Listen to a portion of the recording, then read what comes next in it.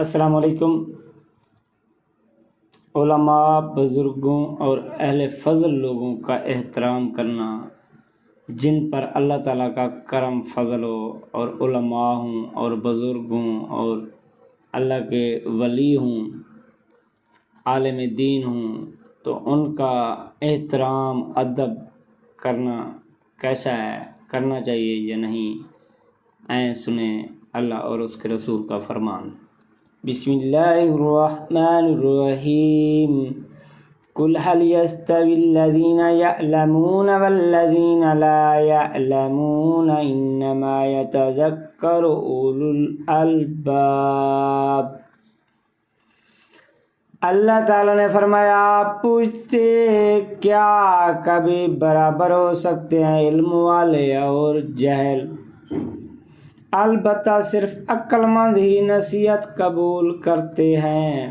اللہ تعالیٰ نے فرمایا، جو میں نے نصیحت کی ہے کہ علم والے اور جاہل کبھی برابر ہو سکتے ہیں کیا، تو یہ اشارہ اللہ تعالیٰ نے فرمایا عقل والوں کے لیے ہے۔ جو عقل والے ہوں گے وہ یہ نصیحت قبول کریں گے، ورنہ جاہلوں کے لیے تو سمندر بھی سیاہی بنا کر احادیث تفاسیر لکھی جائیں تو ان کو سمجھ نہیں آ سکتی، کیونکہ جہل تو جہل ہوتے ہیں، ان کو کیا پتہ۔ جہل وہ نہیں ہوتا، آج ایک میں آپ کو پتہ کی بات بتاؤں کہ جہل وہ نہیں ہوتا جس کے پاس علم نہیں ہوتا۔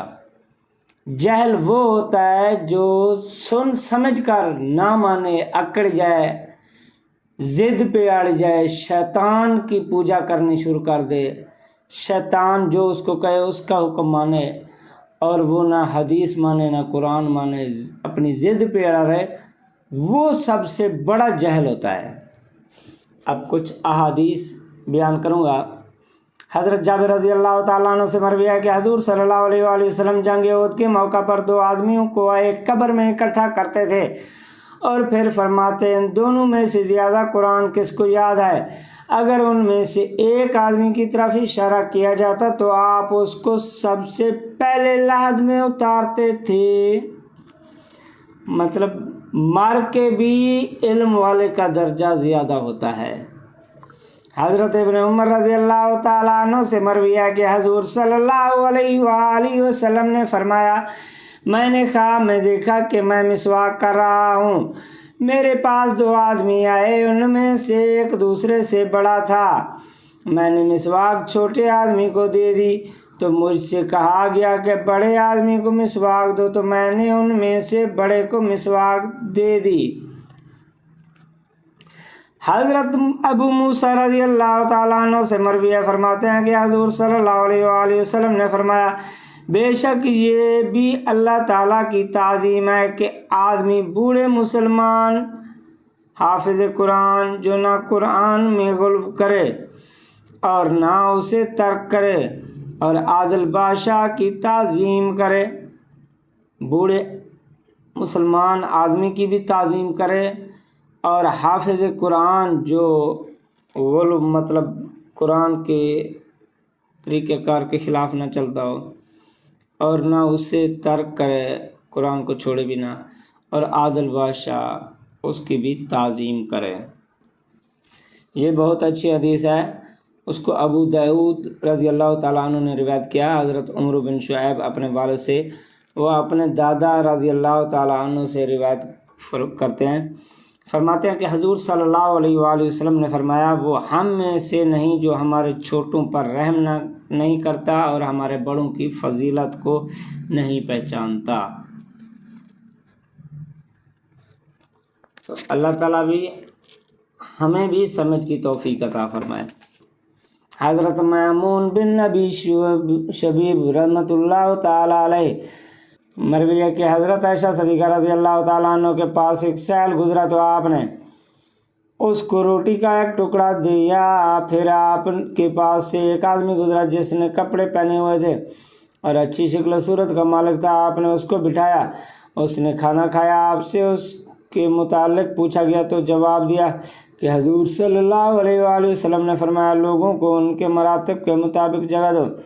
اسے ابو داؤد نے روایت کیا ہے، لیکن کہا کہ حضرت میمون نے حضرت عائشہ صدیقہ رضی اللہ تعالی عنہ کی زیارت نہیں کی۔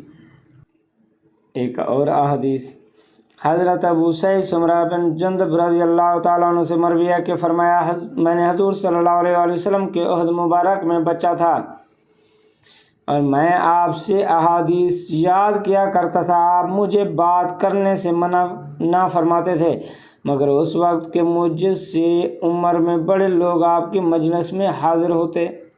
بخاری اور مسلم کی حدیث۔ حضرت انس رضی اللہ تعالیٰ عنہ سے مروی ہے، فرماتے ہیں کہ حضور صلی اللہ علیہ وآلہ وسلم نے فرمایا، جو نوجوان کسی بوڑھے کی عزت اس کی عمر کی وجہ سے کرتا ہے، اللہ تعالیٰ اس کے لیے ایک ایسا شخص مقدر فرما دیتا ہے کہ جو اس کے بڑھاپے کی عمر میں اس کی عزت کرے گا۔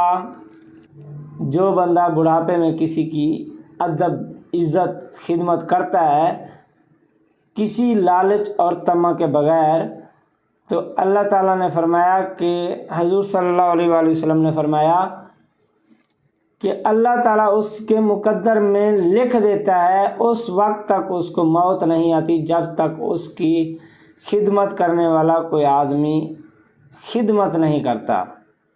اس کی خدمت بھی ہوتی ہے، اس کا ادب بھی ہوتا ہے اور اس کا احترام بھی ہوتا ہے اور اس کی صحیح پرورش ہوتی ہے۔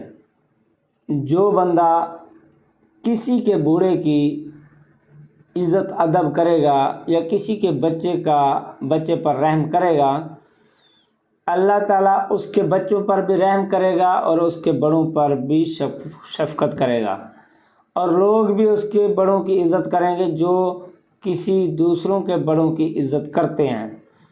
اور حیا شرم والے جو لوگ ہوتے ہیں دوسروں کے بوڑھوں کی عزت کرتے ہیں، شرم اور لحاظ کرتے ہیں، حیا کرتے ہیں ان کے بڑھاپے کا، ان کی سفید داڑھی کا، ان کے سفید بالوں کا۔ تو اللہ تعالیٰ سب کو حیا اور شرم عطا فرمائے، سب پر اپنا خاص کرم فضل و رحم فرمائے، سب کی تمام پریشانیاں دکھ تکلیفیں دور فرمائے، سب کو وسیع اور حلال رزق عطا فرمائے۔ صلی اللہ علیہ وسلم محمد صلی اللہ علیہ وآلہ وسلم۔